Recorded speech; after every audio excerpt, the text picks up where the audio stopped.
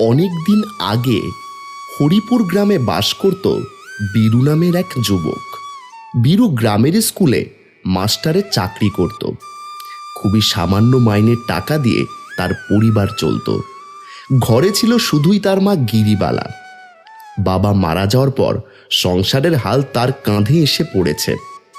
সাদাসিধে জীবন, মা ছেলের ছোট্ট সংসার, সব ঠিকঠাকই চলছিল। তবে গিরিবালার মনে অনেক দিন ধরেই একটা অস্থিরতা জমেছিল, আর সেটা হলো ছেলের বিয়ে নিয়ে। তাই একদিন, বলি কি বাবা, আজ রমেশ এসেছিল বাড়িতে, জানিসই তো ওর মেয়ে বিমলার কথা। হ্যাঁ, উনি কেন এসেছিলেন? রমেশ বলছিল আমরা যদি রাজি হই তবে বিমলার সঙ্গে তোর বিয়েটা সে পাকা করতে চায়। আর শোন, রমেশ তোকে শুধু তার মেয়েই দেবে না, বলেছে সাথে নগদ 50,000 টাকা আর অর্ধেক বিষয় সম্পত্তি তোর নামে লিখে দেবে। তুই যদি রাজি হোস ভেবে দেখ, এই বিয়েতে আমাদের কপালটাও ফিরবে, তোকে আর দিন রাত খেটে মরতে হবে না। মা, তুমি কি শুরু করলে বলো তো? বিমলার সাথে আমার বিয়ে? তুমি ভালো করে জানো বিমলা মেয়েটা কেমন, আর রমেশ কাকা কেন টাকা দিতে চাইছেন সেটাও তোমার অজানা নয়। যার মেয়েকে কেউ নিতে চায় না তাকে গছানোর জন্য তিনি টাকার সম্পত্তির লোভ দেখাচ্ছেন, আর তুমি সেটা জেনেও এই কথা বলছো। আর মা, আমারও তো একটা পছন্দ অপছন্দ আছে নাকি? আমি তোমাকে আগেও বলেছি, আমি এখনো বলছি, আমি সুনয়নাকে ভালোবাসি। ভালোবাসা না চাই, ওই ভিকিরির মেয়েকে বিয়ে করে তুই কি পাবি? তোর জীবনটাই তো নষ্ট হয়ে যাবে। ভালোবাসা দিয়ে কি সংসারের অভাব দূর হবে? শোন বীরু, বিমলা দেখতে কেমন তা দিয়ে আমার ধুয়ে জল খাবার দরকার নেই। আমার চাই ঘরের লক্ষ্মী, যে সাথে করে টাকা আর সম্পত্তি নিয়ে আসবে। রমেশ টাকা দিচ্ছে কারণ সে চায় তার মেয়েটা একটা ভালো ঘর পাক, এতে খারাপ কি? আর এরকম একটা সম্বন্ধ আমি কোনোভাবেই হাতছাড়া করতে চাই না। কিন্তু মা, আমি যে সুনয়নাকে পছন্দ করি, সে গরিব হতে পারে কিন্তু তার মনটা অনেক ভালো। আর তুমি বিমলার কথা বলছো যে বিয়েটা হচ্ছে টাকার বিনিময়ে। আমি তোমাকে স্পষ্ট জানিয়ে দিচ্ছি মা, টাকা বা সম্পত্তি আমি কোনো কিছু লোভে পড়ে আমি বিমলাকে বিয়ে করতে পারবো না। আমি যদি বিয়ে করি তবে সুনয়নাকে করব, আর এটাই হচ্ছে আমার শেষ কথা। তাহলে তুইও শুনে রাখ বীরু, তুই যদি ওই মেয়েকে বিয়ে করিস তাহলে কোনোদিনই আমি ওই মেয়েকে বাড়ির বউ হিসেবে মেনে নেব না, এই আমি বলে দিলাম। এই নিয়ে শুরু হয়ে যায় মা ছেলের মধ্যে তুমুল তর্ক বিতর্ক। বীরু যতই শান্তভাবে তার মাকে বোঝানোর চেষ্টা করুক না কেন, তার মা কোনোভাবেই বুঝতে রাজি নয়। বেশ কিছুদিন পর বীরু তার মাকে না জানিয়েই সুনয়নাকে বিয়ে করে বাড়ি নিয়ে আসে। এ কি কাণ্ড! ওরে ও বীরু, তুই কাকে নিয়ে এসেছিস? তোকে না বলেছিলাম এই উটকো আপদটাকেই বাড়িতে আনবি না? তুই শেষমেশ আমার মুখে চুনকালি দিয়ে আপদটাকেই নিয়ে আসলি। আমি তোমাকে আগেই বলেছিলাম মা, আমি যদি বিয়ে করি তাহলে সুনয়নাকেই করব। তাই আমি ওকে বিয়ে করে নিয়ে এসেছি। এখন যা হওয়ার তা তো হয়েই গেছে, তাই তুমি ওকে আশীর্বাদ করে ঘরে তোলো মা। আশীর্বাদ? কে করবে আশীর্বাদ? তুই কোন মুখে আশীর্বাদ চাইতে এসেছিস? তুই আমার কথা অমান্য করেছিস, আমার মুখে চুনকালি মাখিয়েছিস, তোর যাকে ইচ্ছা তাকে বিয়ে করেছিস, সেটা তোর ব্যাপার। কিন্তু তুইও জেনে রাখ বীরু, আমি এই মেয়েকে কোনোভাবেই এই বাড়ির বউ হিসেবে মানি না, কোনোভাবেই না। কিন্তু কি আর করার, ছেলে যেহেতু বিয়ে করে নিয়ে এসেছে, তাই গিরিবালাকে শেষমেশ না চাইতেও সুনয়নাকে ঘরে তুলতে হয়েছে।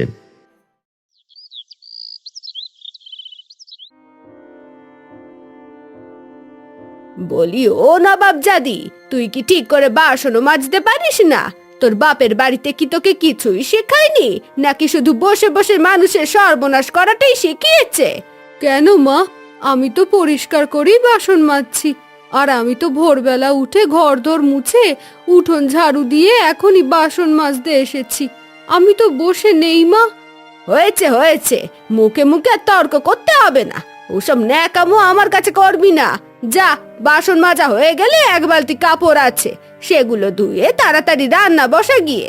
ঠিক আছে মা, যাচ্ছি। যত সব আপদ এসে জুটলো আমার কপালে। ছেলেটাকে যে কতবার করে বোঝালাম, কিন্তু কে শোনে কার কথা? যত সব, আর পারি না।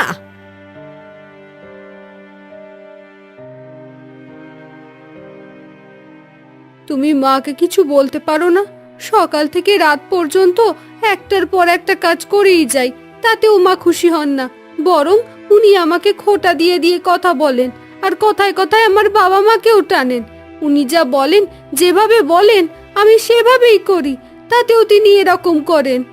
সুনয়না, আমি সবই বুঝতে পারছি। মায়ের এরকম ব্যবহার আমারও খুব আঘাত লাগে, কিন্তু তুমি তো জানো মায়ের অমতে গিয়ে তোমাকে বিয়ে করেছি, তার জন্যই তিনি এরকমটা করছেন। কিন্তু এতে আমার কি দোষ ছিল বলো তো? তোমাকে বিয়ে করে কি আমি অপরাধ করেছি? যত পোড়া কপাল আমার, সারা দিন রাত কাজ করো আর তার সাথে শাশুড়ির কথাও শোনো। তুমি আর কটা দিন কষ্ট করে সহ্য করো সুনয়না, আমি মাকে আরো বোঝানোর চেষ্টা করব। আমার বিশ্বাস মা একদিন ঠিকই তোমাকে আপন করে নেবে। কি রে শুনয় না, রান্না বান্না কি আজ করবি না? বেলা তো কম হয়নি, সকালের খাবার কি একেবারে দুপুরে দিবি? হ্যাঁ, যাও যাও, মা ডাকছে। হ্যাঁ হ্যাঁ, আসছি। সারাদিনই কাজ আর কাজ, একটু যে বসবো তাতেও শান্তি নেই। বলি, রান্না বান্নাটা ঠিকঠাক ভাবে করিস, যেন মুখে দেওয়া যায়, আবার যেন ফেলে দিতে না হয়। ঠিক আছে মা। মনে রাখিস, এ বাড়িতে তুই রাজপুত্রের মতো থাকতে আসিসনি। বড় আশা করে ছেলের বিয়েটা একদিন ঠিক করেছিলাম, তাহলে সম্পত্তির সাথে সাথে টাকাটাও আসতো।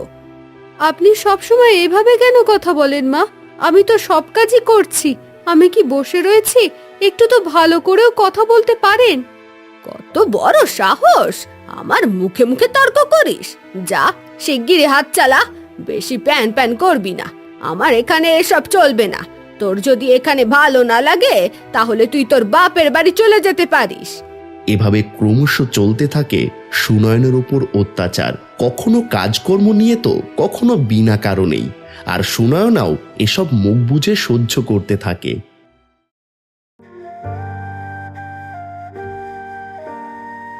থু থু থু, ওরে বাবা রে, এটা কি তরকারি হলো? তুই কি রান্না করেছিস রে? এটা তো মুখে দেওয়ারই জো নেই, না লবণ হয়েছে না লঙ্কায়। তুই তো রান্নাটাও ঠিক করে করতে পারিস না। কেন মা, আমি তো খাচ্ছি, সব তো ঠিকঠাকই আছে। ঠিক তো হবে, এই বউ রান্না করেছে যে, তোর কাছে তো সবই এখন অমৃত লাগবে। মা, আমি তো সব মেপেই দিয়েছি, সবকিছু তো ঠিক থাকারই কথা। আচ্ছা, আপনি না হয় আর একটা তরকারি দিয়ে খেয়ে দেখুন। মা, তুমি কিন্তু একটু বাড়াবাড়ি করছো। তরকারিতে নুন ঝাল সব একদম ঠিকই আছে। বিয়ের পর থেকেই দেখছি তুমি সুনয়নাকে সবকিছুতেই খুঁত ধরছো। ও তো নিজের সাধ্যমতো ভালো করার চেষ্টা করছে, তুমি কেন অকারণে সুনয়নাকে কথা শোনাচ্ছ? কি, আজ বউয়ের জন্য তুই আমাকে কথা শোনাচ্ছিস? তুই আমাকে বলছিস আমি বাড়াবাড়ি করছি? এই দিন দেখার জন্যই কি আমি তোকে বড় করেছি? ঠিক আছে, তোরাই তোদের খাবার খা, আমার আর খেতে হবে না, আমার খাওয়া লাগবে না। গিরিবালা অনেক চেষ্টা করছে সুনয়নাকে জব্দ করার, কিন্তু কোনোভাবেই সে পারছে না, যেহেতু সুনয়না মুখ বুজে সবকিছুই সহ্য করে নেয়। এই অলক্ষীটাকে আমাকে যেভাবেই হোক বাড়ি থেকে তাড়াতে হবে। একে তাড়াতে পারলেই আমি আবার বীরুর বিয়ে বিমলার সঙ্গে দিতে পারবো। কিন্তু এই অলক্ষীটা এভাবে যাবে না, আমাকে অন্য কোনো উপায় বের করতে হবে। কিন্তু কি করি কি করি কি করি? হ্যাঁ, পেয়েছি, একমাত্র সেই বলতে পারবে।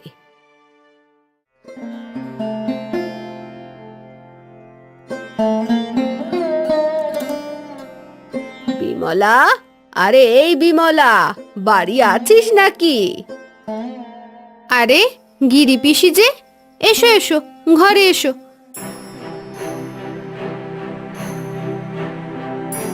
সবই তো শুনলি, আমি তো আর পারছি না রে।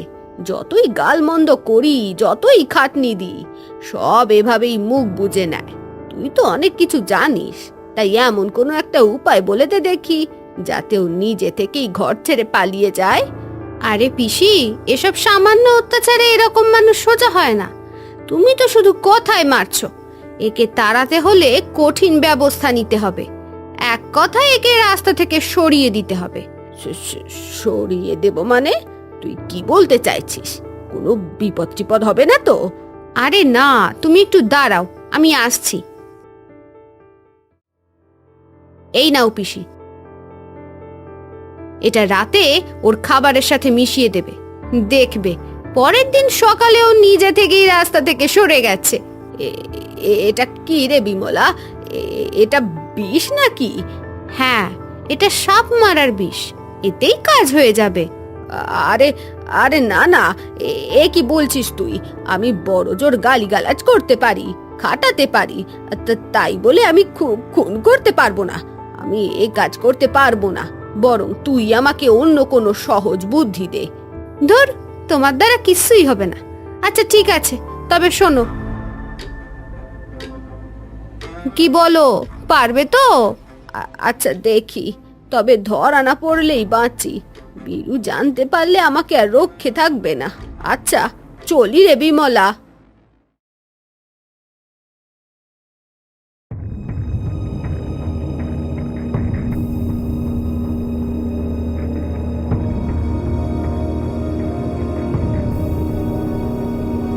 এবার দেখবি মজা কেমন লাগে, কাল দেখ না তোর কি হয়।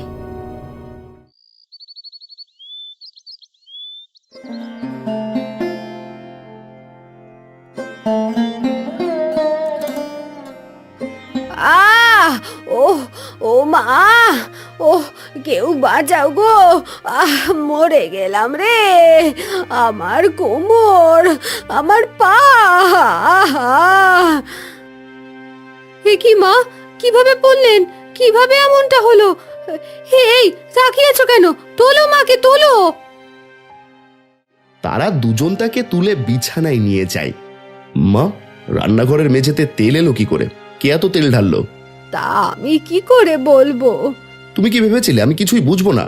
সুনয়নার পা ভাঙার জন্য তুমি এই ফন্দি পেতেছিলে, তাই না? না না, আমি কিছু করিনি।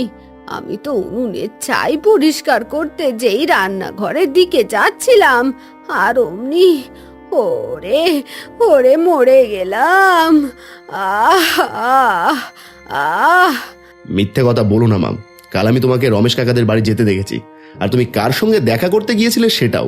এখন আমি ভালো করেই বুঝতে পারছি তুমি কিভাবে এতটা নিষ্ঠুর হতে পারলে।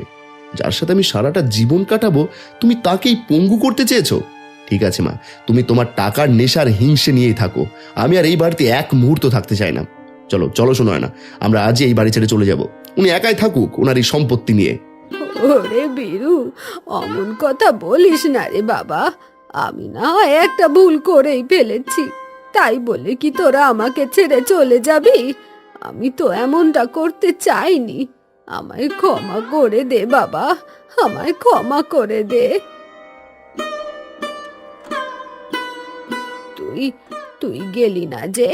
বীরু তো তোকেও চলে যেতে বলেছে। না মা, আপনাকে এই অবস্থায় ফেলে আমি কি করে যাই? আপনি আমাকে সহ্য করতে নাই পারেন, কিন্তু আপনি তো আমার মা। আর মা যাই করুক না কেন, সন্তান কি কোনোদিন তাকে ছেড়ে চলে যায়? আমি আপনাকে আমার নিজের মায়ের মতোই ভালোবাসি। শুনোয় না মারে, তুই আমাকে ক্ষমা করে দে মা। তুই এ বাড়িতে আসার পর থেকে একটা দিনের জন্যও আমি তোকে শান্তিতে থাকতে দিইনি। কত বাজে ব্যবহার করেছি, কত কথা শুনিয়েছি, এমনকি আজ এক জঘন্য কাজও করেছি। আর সে তুই আজ আমার বিপদে পাশে দাঁড়িয়েছিস। আমায় ক্ষমা করে দে মা, আমার বড্ড ভুল হয়েছে। এ কি বলছেন মা? মা কি কখনো সন্তানের কাছে ক্ষমা চায়? ওসব কথার মুখে আনবেন না। আমি তো আপনার মেয়েই। আপনি যে আজ নিজের ভুল বুঝতে পেরেছেন, এটাই বড় কথা। আপনাকে ক্ষমা চাইতে হবে না। না রে মা, ক্ষমা আমায় চাইতেই হবে। আমি যে তোর সাথে বড়ই অন্যায় করেছি। তুই আমাকে ক্ষমা করে দিস মা, তুই আমাকে ক্ষমা করে দিস। আচ্ছা ঠিক আছে মা, আমি আপনাকে ক্ষমা করে দিলাম। আপনি আর এসব বলবেন না। এবার আপনি চুপচাপ শুয়ে থাকুন তো। আমি উনুন থেকে গরম তেল করে আনছি, আপনার পায়ে ভালো করে মালিশ করে দেব। দেখবেন কিছুক্ষণের মধ্যেই ব্যথা সেরে গেছে। আচ্ছা মা, ঠিক আছে, তুই যা। এইভাবে গিরিবালা নিজের ভুল বুঝতে পেরে সুনয়নাকে আপন করে নেয় এবং তারা তিনজনে সুখে শান্তিতে মিলেমিশে একসাথে বসবাস করতে থাকে।